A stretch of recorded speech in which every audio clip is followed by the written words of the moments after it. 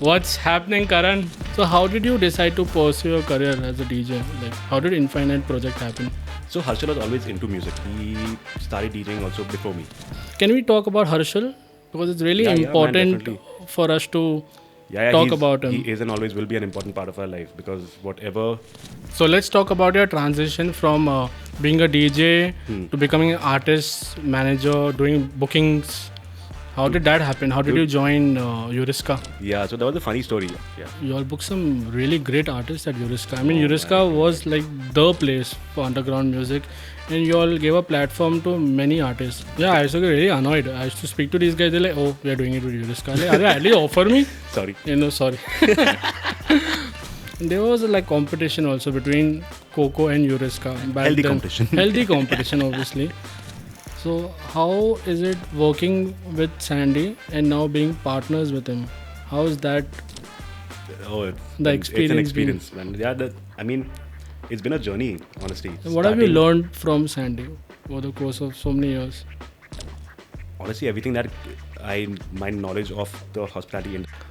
What's happening, Karan? Mr. Udnani, Welcome to the podcast. thank you. It's new, fresh. I'm excited. First Nervous? time, definitely. So, how's it going, brother? How good, are you? Good, man. It's so far so good. I mean, had a long night last night, of course. I mean, this industry is just as is, but yeah, it's going great. Thank you for taking out the time and I'm coming. glad, man, dude. I mean, this is a very cool concept. I saw the first couple of episodes, and it was fun. They sucked. Yeah, it was a lot of fun. What are you good. saying? You seem serious. No. Well, I'm just warming up. Yeah, I'm glad. So, by the way, I had Harshvardhan on the podcast. Haddi. Quistek. How do you pronounce his Quistek. name? Quistek. Quistek. So I'll tell you a fun story. So we shot his episode late at night, Yeah. and after we shot it, I stayed back to shoot the intros, and I couldn't get his name right. I kept saying Quistek. So the production crew they gave me so much of shit for it. Yeah. It took a while, but I finally nailed his intro. It's Quistek, right? Quistek. Haddi, are you listening? Sorry, bro. Finally, he got it right. Because of you, he was out here till 5 in the morning. DJ Quistek. DJ Sorry. Quistek. Live in the mix. Yeah, so coming back to the story, so Harsh told me that he spoke to you a couple of days before the podcast, and you all were talking about that gig at Penthouze, Oh my god. and that was one of your favorite gigs, and you all It's keep in talking my- about that gig. Whenever you all connect, you all bring it up. Yeah, whenever we meet, we just randomly bring it up because we used to play. We pretty much started at the same time. You know, I think Harshal and I started playing first, and then 6 months to 8 months later, I think Harsh and Christian started. Yeah, And we were also new that time, right? So we kept on bouncing ideas off each other, trying to learn production. We tried making a couple of songs together also. I can't say they were good at that time at least, but for what we were doing, it was pretty cool. And when I don't know how that conversation started about doing a back-to-back, but it randomly we was just obviously decided, me who came up with that idea. yeah, the man, the myth, the legend. And we're like, I think Haddi called me and told me like, bro, Tarun saying let's do a back-to-back, Infinite Project and Quistek. I was like, bro, what will we play? Like, because that time we were primarily into like that time progressive house, Big like room. commercial, Yeah. big roomish kind of vibe. Yeah. And Haddi was also into that sound. And we were like, "Chal, theek hai, let's curate a playlist and see how it works out." I'm like, bro, there are going to be 3 of us behind the console. Yeah. How are we going to do this? And we were like, "Chal, theek hai, we'll wing it." Like Harshal and I play one song. And then Haddi Harsh plays, and Christian didn't come because obviously he was preparing for his boards. Yeah, I think he was studying that time. I think he was still too young to enter a club. Yes, he wouldn't be allowed. But yeah, it was you and Harshal back to back with Harsh. Harsh. And man, that experience, like the moment we got on stage, all right, it was already pretty crowded. I don't know for what reason, but it was a packed Saturday that night. Man, it was Saturday night, and we were like, bro, this is going to be a lot of fun. And Haddi and I and Harshal, all 3 of us just went at it.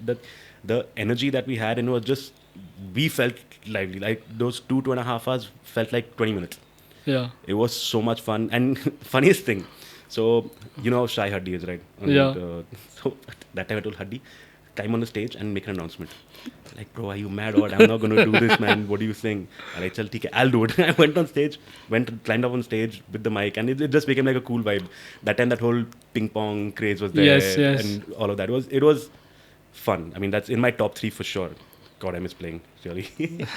Being behind the console was just, it's a whole different experience. Especially with Haddi, though, it's something else. It's fun. So I have a few videos from that gig. I'll share them with you later. Please. So how did you decide to pursue your career as a DJ? Like, how did Infinite Project happen? So Harshal was always into music. He started DJing also before me. And I think in 2012 or 2013, we thought of, I thought of getting into the DJing space as well. And Harshal and I were best friends that time. And we just decided, like, dude, let's just do it together. And one random day, we took like 3-4 days. We met every day for like 8 hours. We were just sitting and just trying to figure out, okay, what do we do? How do we do? What kind of music? What do we call ourselves? And then we used to have this cafe called Perks and Brews in Vimannagar. So we used to go there almost 4 to 5 hours every day just to sit, talk, discuss. And finally we were like, dude, let's start together. We'll invest in a small controller. We'll start doing weekly episodes on Mixcloud, SoundCloud, stuff like that. And we just said, let's just call ourselves Infinite Project. And we were like, cool, let's do it. And I think our first gig was Swig only. Oh. Yeah, so yeah, my first ever gig was Swig in 2013. So before Harshal and I became Infinite Project, I had one solo gig in 2013 at Swig.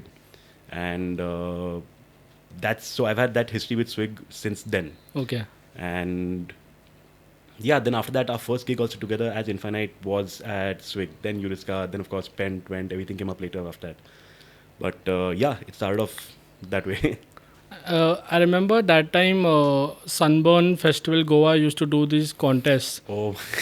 And like it was like a contest for everyone in India to submit their set, and like people would vote, and the winner would get a slot at the festival in Goa. That's right. And you all won. We did. My God, I don't think I've worked for anything as hard as that. For lobbying for votes? For getting votes. My God, dude. I think Harshal and I DM'd almost everyone on our Facebook friend list. So like, bro, please, we drafted a nice message like, guys, please support us, this, that. And we pushed really hard for it. And every vote you see, you can see your ranking going up, down. Every day you're seeing until the time runs out. Yeah. And we were at it for like weeks to make sure that we get our votes in, right? Harshal was like, bro, we need to do Sunburn. I'm like, yes, bro, let's do it. It'll be fun. We'll get it. And finally, we made it to top 3. I think we came second. And that time also there was Weird Sounding Dude, I remember.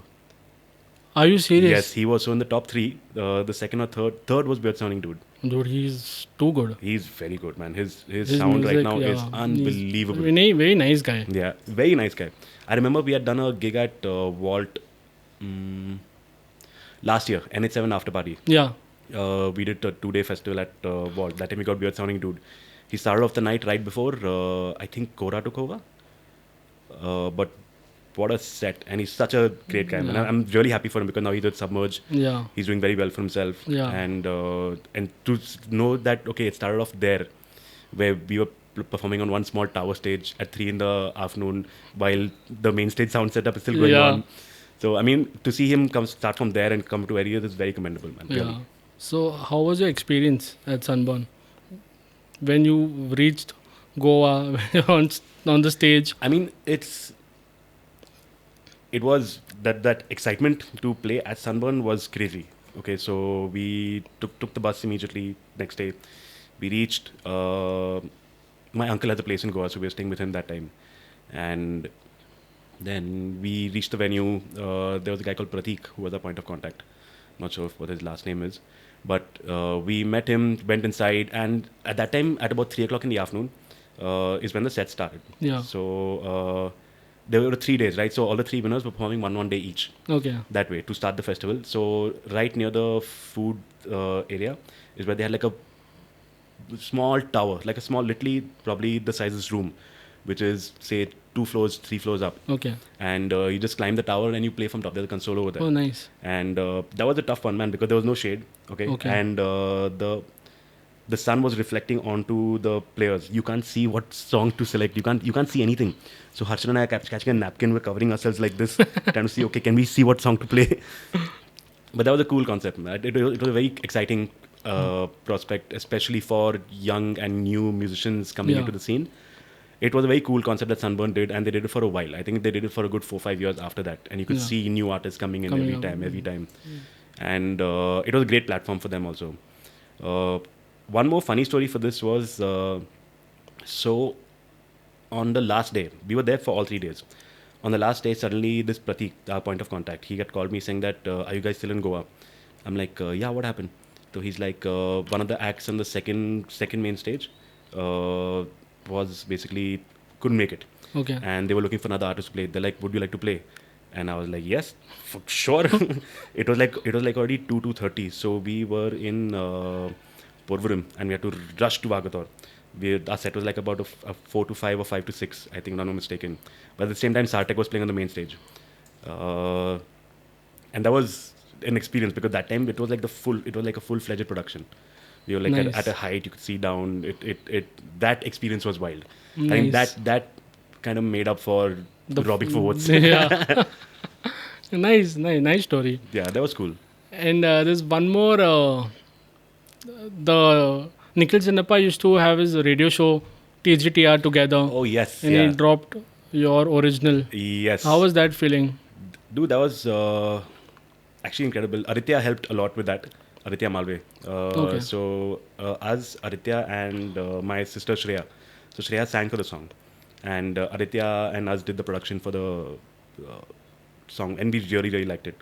It was something that it felt like a platform, like, dude, okay, this is getting serious. It's actually working. Nikhil Chinapa is giving a shout out to the song, Yeah. which was very cool, and we were excited the moment we saw it happening, and we all of us were together, listening to the podcast live, the mix live, Yeah. and all of us were like, yeah, we did it, let's go. I remember tuning in. I mean, I miss those Twitter days, yeah. Oh. First, we used to tune in for Above and Beyond's TATW. Yes. Made so many friends on Twitter. And then Nikhil Chinapa's Together Yeah. was like a weekly thing which I used to tune in and Yeah. listen to. And then people started subtweeting and then it went downhill from there. Twitter was never the same. Really, man. But good old days. It was fun. It was fun. It was exciting. It was for everyone. It was still very fresh that time. Because the best part about that show was he used to like share trivia about the tracks, about the artists. yes. Plus he should drop tracks, new tracks. Yeah. So that was fun. Yeah. I really was- liked that show. That was it. It had a great run and was Yeah. on for a while. Yeah. Can we talk about Harshal? Yeah, man, Important definitely. for us to Yeah, talk about him. He is and always will be an important part of our life because whatever I am and all of us are, that is from friends, family, we all started together, and a part of what and where I am right now is definitely credited to him. And I know wherever he is, he's looking after us. He's like, yeah, let's go. I'm like, yeah, man, come on. How did you deal with it at that time? Because I can't imagine losing my close friend. I mean, I can't even Yeah, think dude, about he was my And brother. You all was too young at that time. It was very, Like, man. It was not easy. I mean, our life froze. Everyone, all of us, out of the blue. It took us down quite a bit, and it wasn't easy to get out of it. But I think with all of us sharing the same grief and those feelings that we had, yeah, because we were all together, we kind of all pulled each other out, because we know that even if something like this did happen, if not anyone else, this is not the kind of legacy he'd want to leave back. He'd want to leave back a happy space, because he was that happy energy, so much fun, and that's something which we always want to encourage and push, and for his legacy. I mean, I had a very brief interaction with him. Like, I used to talk to you when I was the book, but during the gigs, I used to obviously talk to him as well. My memory of him is he was a very kind and gentle soul. Like he was very nice, chilled out guy, soft spoken. And that's my memory. Yeah, but he was, I mean, to all his friends and family. In a circle, he must be one. He was a wild man. Like, and he was a couple of years older than me, right? So he always was like a big brother. And the fact that we started together, we did so much together. we were practically 9-10 hours a day, so we were practically together only. There was we couldn't keep us apart, and we used to sit even almost every day till about 2-3 in the morning, trying to create songs, produce songs, wrap our heads around learning more, doing more, and yeah, man, that's a very integral, and I love that part of my experience. I sometimes hear stories. It's so good to see you, your sister Shreya, Harshal's sister Jui, you all Yes. still chill together. Yes. And you're like a Yeah. close knit Yeah. group of Yeah. friends, We are. I We have. mean, that's so nice to see that you all are still. Yeah, that same original group of like Yeah. 7-8 of us are still friends. Like Yeah. we all met each other in 2004, 2005, Wow. and quite a few of this group are in different parts of the world right now. But that camaraderie, every day we still text, we still talk like "Kya kar rahe bhai? What's going on?" And I mean, these friendships are something that will never change. And we were lucky and grateful enough to have that experience with our friends and family, and to grow up with this group. This original Viman Nagar group, this was our Yeah. this was our gang, and the fact that and everyone's doing so well for themselves Yeah. kind of pushes us and motivates us even more. So Yeah. I'm telling you, like Harshal is looking after all of us, definitely. Thank you for sharing this No, story. of course, man. And So let's talk about your transition from being a DJ to becoming an artist, manager, doing bookings. How did that happen? How did you join Euriska? yeah, so that was a funny story. I majorly finished college, all right, in 2016 I graduated, I think. Yeah, 2016 I graduated, and my first job, 15, sorry, and my first job, I just wanted to get a job quickly, all right. So there was this company called Amura in Balewadi, where I joined as a content writer, a basic simple job to start with, and I was there for like what 3-4 months, and there was another freelance content writer over there, and she was working part time for Swig. Okay. And then she told me that she's leaving and they're looking for someone. I'm like, dude, maybe I should. And I knew Sandy, and that time Gore also was there. And I was like, so let me try it out. So literally the next day, I went and on a Saturday night only, I think, or Swig's anniversary is when I met Sandy and spoke to him like, boss, is there an opening or something? And he's like, yeah, let's talk tomorrow. So I came the next day and we spoke, went on a trial, things worked out, and I joined as a social media manager. So I was just handling the social media accounts for Iceberg that time. Okay. And then because I had that interest in music and everything, so I kind of pushed to get involved into programming, especially at Euriska, because that was more of my forte. And just slowly, while I was doing social media, I started researching some artists. And then me meeting so many artists through Sandy itself was a very eye-opening experience for me as well, because we learned everything that I've learned is coming through this job and through Sandy and the team, where the contacts, the networking, the connections, the parties, so many parties. But it all started from there. So like a small social media job, then moved on to this, and then kind of got my hands into a few more other things, and that's how I kind of You started assisting Sandy with the bookings and everything. yeah. And then eventually came to a point where I was just taking over, because then within a year or two, I kind of, my network also with the agencies, artists, everything was pretty much set. Yeah. And that's how it began. Yeah. You all booked some really great artists at Euriska. I mean, Oh, Euriska my was like the place for underground music, and you all gave a platform to many artists, the local artists, up and coming artists, and even like there were a lot of good international artists who performed at Euriska. I remember Charlotte David and Boris Brecha and Patrice Böhmer. So many good artists. Jeremy Olander, Hernan Cattaneo, Pleasurecraft, Matador, Julian Juvil, Charlotte, Boris also, of course. There was so many. Gaudi from, oh my God, Gaudi was an incredible act. So because Sandy's network also was so strong, and Euriska had built its name to a point where there is, like any artist is touring, we know for a fact that Euriska is going to be involved. Yes. And it was a moment of pride for us, because like we carrying that kind of sound at a time where it was not so famous, because right now it's everywhere, right? It's mainstream. It's mainstream now, yeah. So to have that sound and that kind of music with that kind of experience, with that's the service, the cocktails, the food, the setup, the production, at that time was pretty eye-opening for us also, and it helped us kind of get that confidence that dude, we can do more.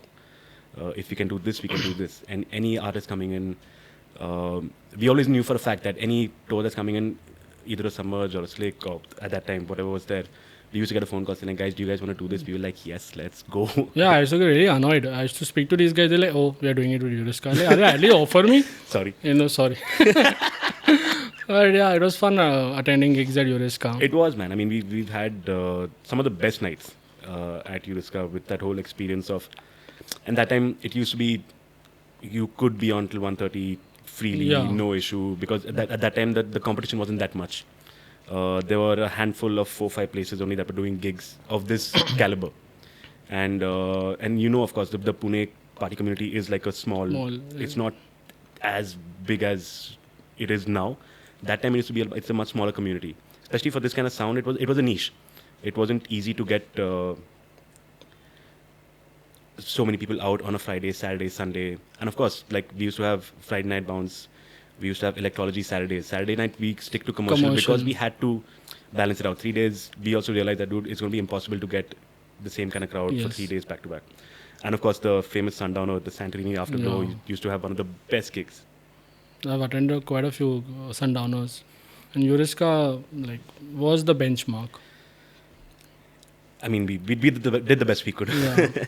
So when we started Coco, and we decided to start doing underground gigs, there were quite a few artists who I had seen at Euriska. Yeah. And I booked those artists. So a lot of that comes from Euriska, the bookings which I did at Coco.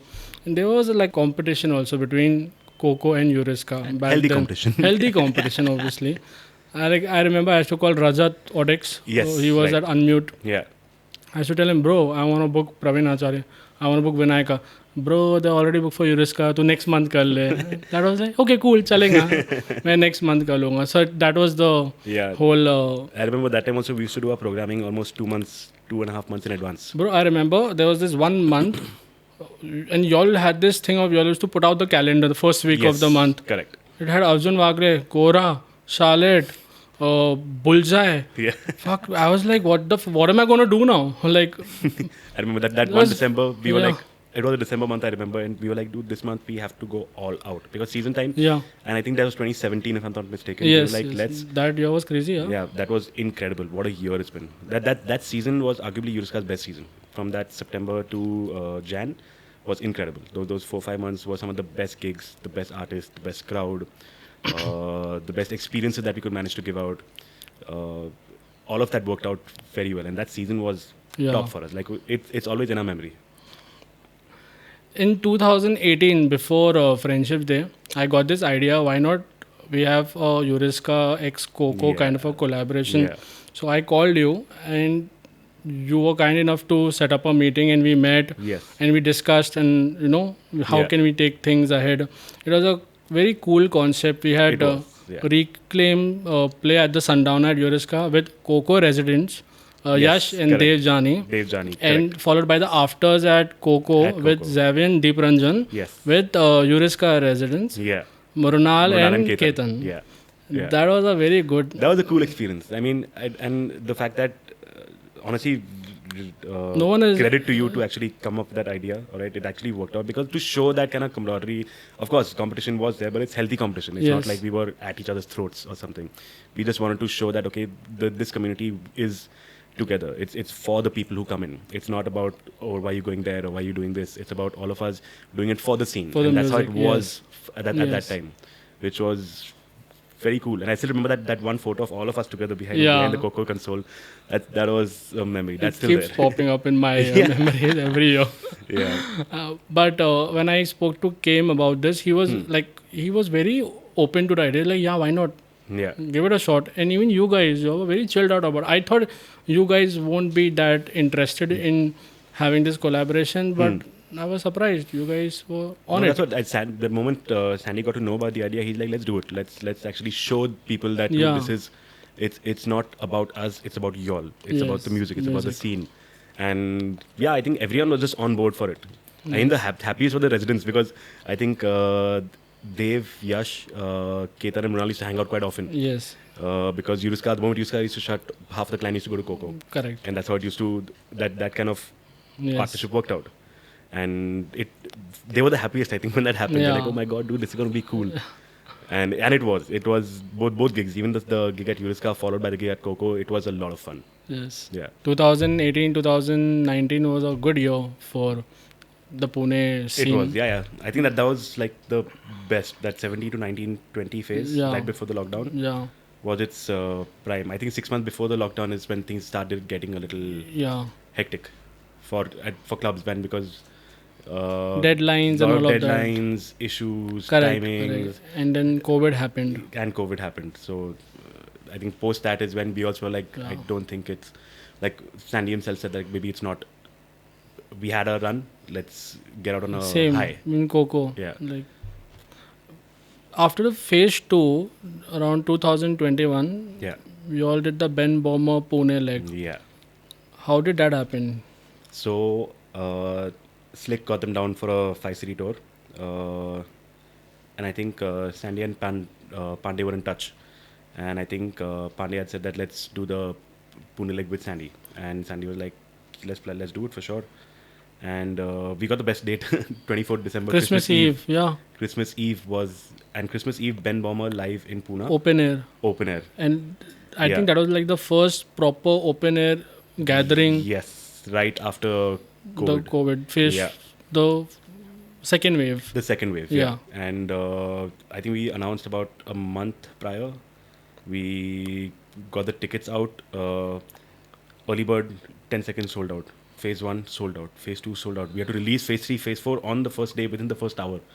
Wow. So the response that we got was unbelievable. And we were equally excited because it's Ben Böhmer. It was a big gig. And that's when he actually was at his... I mean, he just hit his peak.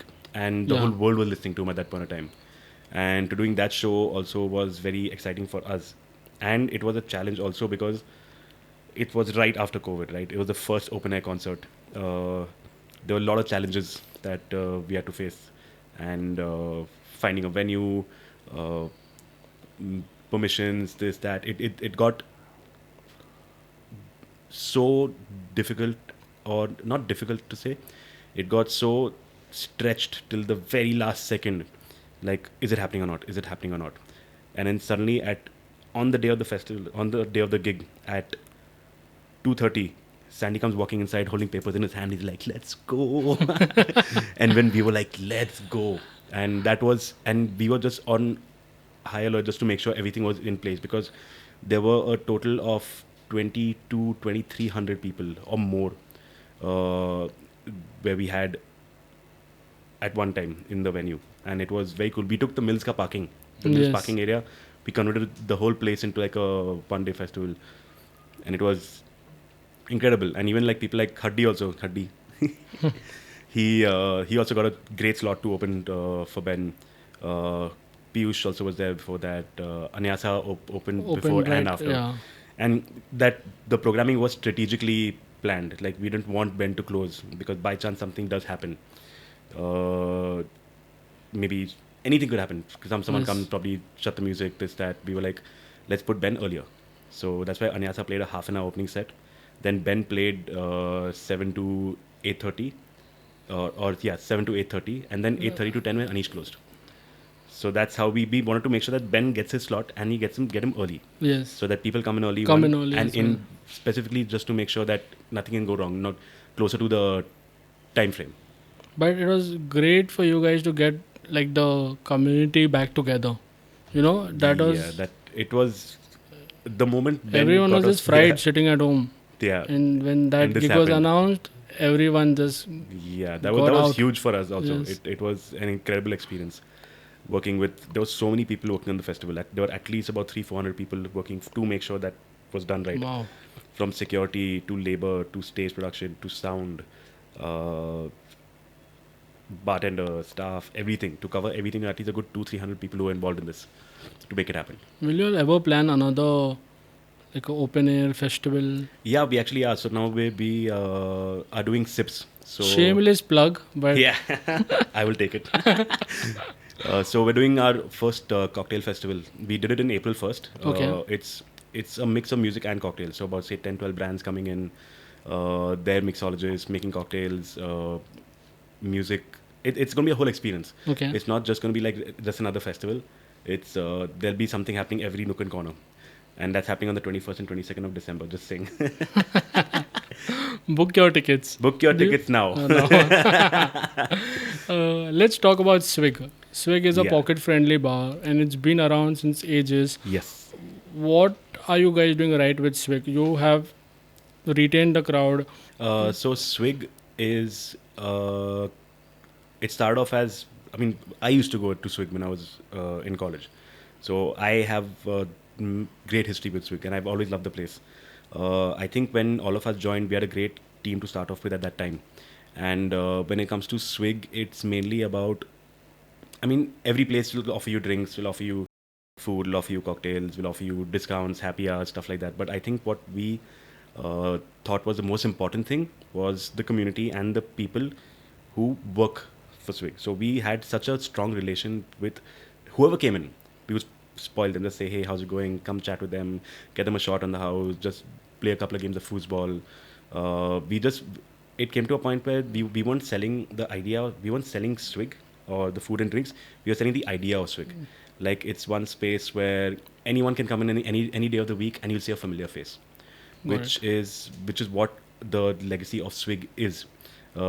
People come to Swig for the people of Swig, Yes. not for Swig as such. It's that community that we built over the last 9 years. Everyone knows everyone. Everyone knows everyone, Yeah. yeah. So you enter Swig Korega Park, you'll at least see 10 familiar faces. Yeah. And so it's kind of like a safe space for a lot of people, and which we inculcate and we push as much as possible.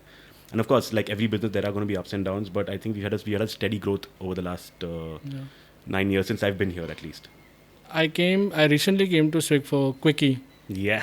It was a good concept, good gig. Yeah, the Gotten Boys came up Yes. with this, and even Sahib. So now Sahib also joined us recently. Okay. And the whole plan was let's do something a little different, a little back, on an off day.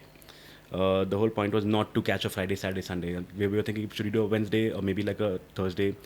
So we picked a Thursday and alternate Thursdays where we do like and the whole concept of Quickie is basically Thursday used to be our night. Okay. Like a pre-Friday, we used to call it pre-Friday. Let's get the weekend started kind of thing.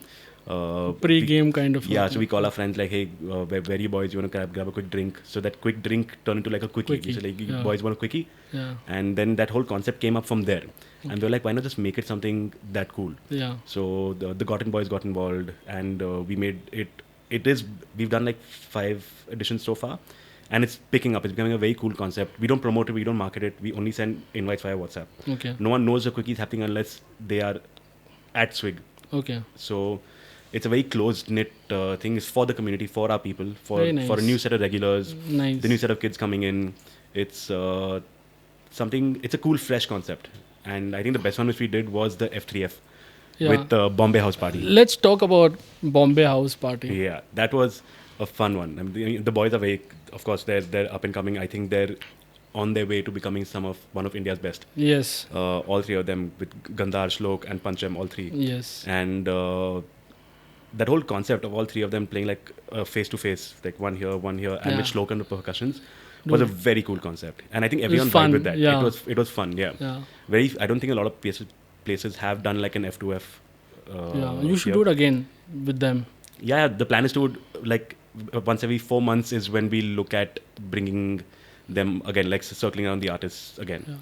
And I think the 4th or 5th edition so far, and the next one will be even better. And don't miss it this time. What? Let's talk about Oi & Co, your digital marketing agency. What led you to found this company with Sandy, Yeah. your boss, and your close friend Idris? Right. Yeah. So the 3 of us. So it's funny. Now it came to a point where Idris and I were pretty much from graphic design to marketing, everything we were covering for all of Iceberg. And we have worked with a few agencies before with Iceberg, and we were like Iceberg Hospitality, under that umbrella is Euriska and Swig. Euriska, Swig, Prems, Soy Como Soy, Kinky. So it's about 8 brands, Okay. 7, 8 brands, including outlets. Okay. And so we worked with quite a few agencies, but not a lot of them understood the drive from a restaurant, because all these agencies were probably focusing on multiple other fields minus F&B. Also, they're not at the venue, right? They're not at the venue, so they don't understand that. So Sandy, Idris, and I were just sitting one day. We're like, dude, why don't we just start something? Because we are from the industry. Yes. We know what will work, what will not work in hospitality, or what could work. We don't want to blindly just tell people that they'll tell us to do something. We're like, okay, yes, do it. We'll be the kind of guys like, don't do that. Do this instead. Correct. So especially when it comes to restaurants, because we've had that much experience and we've seen everything from ups and downs with all the outlets that we've had. And we pretty much tried and tested almost everything around. And that's when it came to the picture that let's start O&Co as a separate vertical, where we get different brands, mainly F&B so far, to help and guide them to a better path, and from people who have already done it and who have been there on ground and seen what went, what worked, what didn't work. And that's how it started. So there are a lot of challenges in this thing. So can you talk about a certain brand which you helped, get it out there? I mean, there are quite a few brands that we're working with. We have Taco and Tequila. We're working with Sante and Jubilee. There are a couple of new brands opening up. Nice. Bada Bomb is a new place opening up in Mills. There's a place called Torre that's opening up in Baner. So there are quite a few restaurants over here. I mean, we just want to do the best that we can. And even it's every meeting that we have with these guys also, it's not a regular client to agency meeting. It's more of a friendly, open thing where we sit, we all openly discuss, see what we can do, how we can do. Does this make sense with what like budget? A collective thing, yes. Yeah. It shouldn't. We don't want it to be like a one-way conversation that do this, do that. But it's a healthy 1 hour, 2 hour sit down discussion, see what to do, plan the month. And of course, with our network, also with how much we've done, what we could, we help out as much as possible from our capacity as well.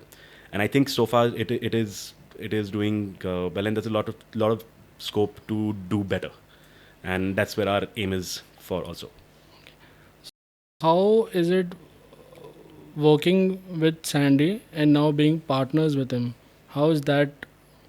Oh, it's The it's an experience experience, man. Yeah, I mean, it's been a journey, honestly. What have you learned from Sandy over the course of so many years? Honestly, everything that my knowledge of the hospitality industry comes from this job, from him, the guidance, and we've seen it all. We've had some of the best nights, some of the worst nights. We know where we fell short. We know what we could do better, and the team that we had was a very driven team, and we all wanted to just bring out the best and do the best and show the best. And that, I think, is what gave us that drive to do more and do better. And that journey from just being like a social media guy to being the marketing manager of Iceberg now and running a company with Sandy and Idris, it's been a journey, and it's a lot of fun. I mean, it's crazy, na? Your it's first crazy. gig was at Swig, and today you're partners with the owner of Swig. it was a journey. Yeah. It's a great journey. Nice, bro. Yeah. Crazy journey. Yeah. Then, I mean, yeah, of course, everything came from this one small gig, one small meeting that happened in 2016. And it just shaped everything. Everything. What happened after Yeah. that. Yeah. I'm grateful, extremely. Like, it's not easy. It's not something that everyone can get, or not everyone can get. Let me rephrase that. I can say I'm considered lucky to get an opportunity like this. But you've put in the work also, and you have proved yourself. Yeah, when I got the chance, I knew for a fact I'm not going to let this go, and I'm going to give it my best. Right. And till date, I'm never satisfied. You can ask anyone. I'm always on my toes. I'm always on the clock. I'm always thinking. People actually do call me like a workaholic, but that's just how I am. And I'm always what's next? looking up what's next. Yeah. Yes, what's next? Something new. Speaking about what's next, now you've been around for so many years. Yeah. What do you think is next for Pune's nightlife and hospitality? Uh, there is massive growth, massive scope. There are a lot of serious players coming into the business, especially the whole cocktail scene. Even with our project Soy Como Soy, there's the whole cocktail culture of this country is becoming huge with great bars, great players, serious players who know what they want and what they want to do, and always innovating and bringing something new to the table. And nightlife, honestly, it's a journey. Uh, if you ask me, the peak was that 2017 to 2020 phase, Yeah. uh, where it was a little niche, a niche market, versus now. But of course, nightlife is something that is part and parcel and always will be there. Doesn't matter how difficult it'll get for any club owner or a promoter. Nightlife is something that will still always continue to go on. Yes. And there is great scope in great gigs. There are a lot of up and coming artists, agencies. So there is so much that can happen Yes. as long as it's the right people going with the right direction and great venue. You make your service right, you make your customer experience right. Starting all the way from like the bouncer at the gate, Yes. smiling you and greeting you in. Yes. So that experience, and if you manage to keep that your quality and your basically what you would want when you enter a club, Correct. if you manage to do that and give that to a customer, you're golden and you'll be going a long way. Correct. But it starts with the small things. Small things. Yeah. It's doesn't matter just because you book a big artist and you get a and you have 1,000 people in does not mean your job is done. Yeah. That's 5% of your job, but the experience that you give a customer, the comfort that they get, the recall value, and the fact that they would want to come back, selling them that idea, just not because it's a big artist, but because they had a great time at the place with the people, with the staff. The staff took care of them. The food was on time. The cocktails were served at the right time. So all that matters. That those minor things is what will set you apart from then just being another club or a bar. As we are approaching towards the end of the episode, I'm just going to throw a few questions at you. Yeah. And you, Rapid fire? not a Let's go. rapid fire, but your favorite memory from Euriska? Ooh. How do I pick one? I think I was a big fan of Fair Play. Huge fan of Fair Play. And I remember once, I think a Bud gig was happening, and the artist was pitched Fair Play. And the moment I got that mail, I turned to Sandy. I'm like, boss, we have to do this. And I think Fair Play was one of the most fun nights I've had over there. We booked him in July, and we booked him again. He's coming Yeah. to Sunburn. Nice. But Fair Play is a great act. great I act, love his great sound. Very cool, From progressive. Pride fun. of Friends to Anjuna Yes, Deep to yeah. what he's doing now. Yeah, very cool stuff. I think that was one of my best memories. That I was gig. up front dancing. And top 3 artists at Euriska? Boris Brecha, Charlotte Dewitt, and definitely for me, Jeremy Olander. Jeremy Olander was an experience. The Pride of Friends. Yeah, that was... Even Mrunal's favorite artist that time was Jeremy Olander. And when Mrunal got to know that Jeremy Olander was All coming... are progressive house boys. Yeah. You We have were grown all up. progressive house boys that time. Mrunal was like, we're getting Jeremy Olander. I'm like, yeah, bro. And what is your go-to meal after a gig? After a gig, quick burgers, always welcome. Great. It was great having you on the podcast. I Thank hope you, man. I had appreciate fun. this. Yes, it was a lot of fun. I mean, it brought back a lot of memories, which is exciting. I'll go back with a smile for sure. Thank you so much. Thank you, man. Appreciate it.